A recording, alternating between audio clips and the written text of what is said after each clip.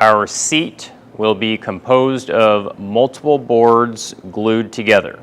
We need to prep all of our pieces for glue as we will be edge gluing these boards together.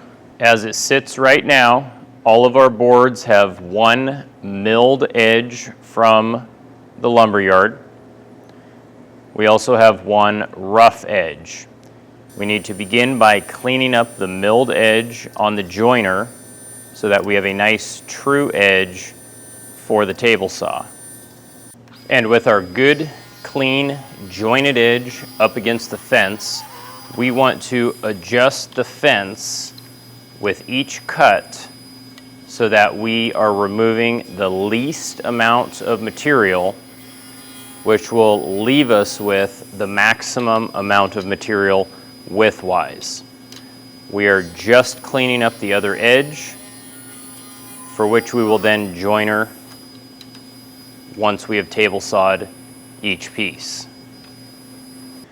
One of my pieces, I have a pretty bad corner here, so I need to bring the saw in a little bit further to eliminate that so it won't cause me problems in the gluing process.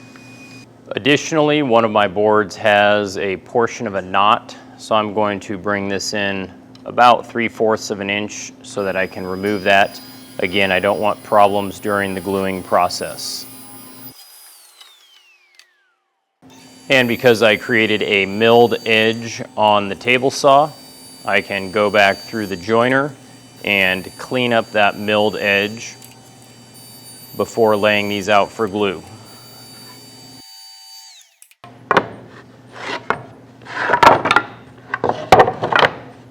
If any of your boards are wider than 6 inches, you may want to consider ripping those down in half and joining both of those milled edges, because if we have really wide pieces, we run the risk of that seat bowing or twisting.